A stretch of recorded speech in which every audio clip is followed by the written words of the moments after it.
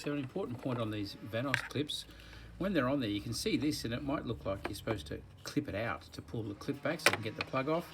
You're actually supposed to press it in. You see when that presses in how the clip goes past and then it comes down.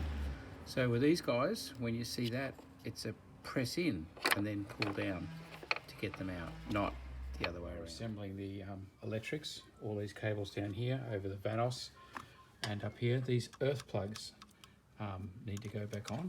See there's a thread there that goes down. You've got 4 bolts that are very, very similar. There's 2 of these and 2 of these. The longer bolts go into the front, holding this bracket, and down below holding a braking plate. The shorter bolts, these guys here, are your earth strap one, holding an earth strap on either side of that. So now, once I had all of this back together, I got these leads back on, everything back together. I wanted to test it before I go putting everything back on, make sure there's not anything wrong. So before I put the cover on, I actually left the coils all unplugged and just turned it over. Just let it turn over without spark, without it firing, just to check everything turning over. Cam did do that by turning it over by hand, but now we've done it with the engine and it was fine. So I then put the coils on and started it and it ran absolutely fine. Blowing a bit of smoke, of course, because as we've done the valve stem seals, as we've changed the valve stem seals, a little bit of oil has dribbled down, so that's absolutely to be expected. So that's all good, and now it's a matter of putting things back together. There's a cover to go back on here, the suspension, just undoing the E-bolt up the top and pressing that right in. I was just working on that now. There you go, hear that click and come into position. So that circle, you can see it there, that circle fits into the right place on that bar like that, and then doing the E-bolt up, E14 that is, do that up. Now these are suspension parts, so do them up tight, yeah, and up the top.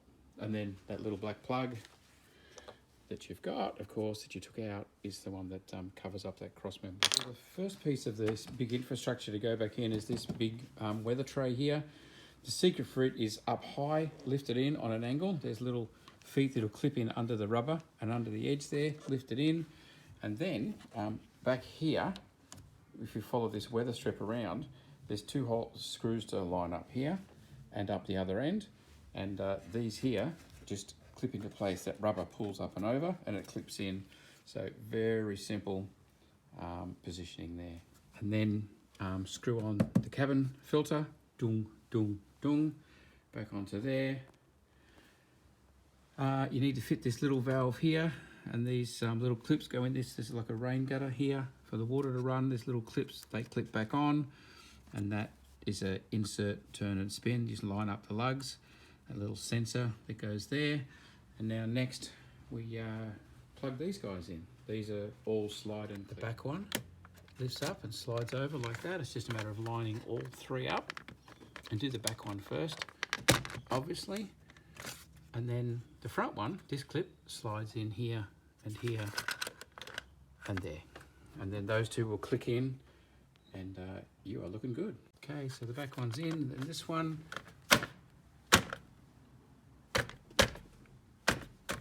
that's it, clicked into place.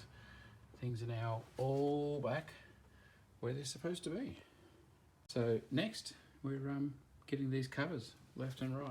Okay, so there's one. I find it best, believe it or not, to put this little rubber slip on first and then clip down the clips here and here. It will sit down then where you want it to. It needs to go down over this edge. So that on first and then clip those 2 on. That's in perfect, and we'll take the other one over. You can just sit them down to see which side is which. They are quite different. They're not interchangeable. Side, exactly the same. Clips here and here. Put this little rubber system up first. That'll get it down right. And just make sure this is quite real. It might have jumped off. Make sure that that rubber is in place. It just goes up against this here. Make sure that's sitting where it's supposed to. Of course, you've remembered to put this little vanity cover on before you put this tray back on.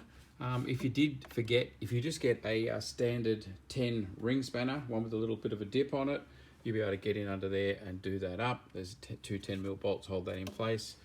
And then the cold air intake goes on the front, 2 torque screws here and here, and your engine bay is going to look like that again, like it should. So there you go, job done. Well done. And now take it out for a test drive.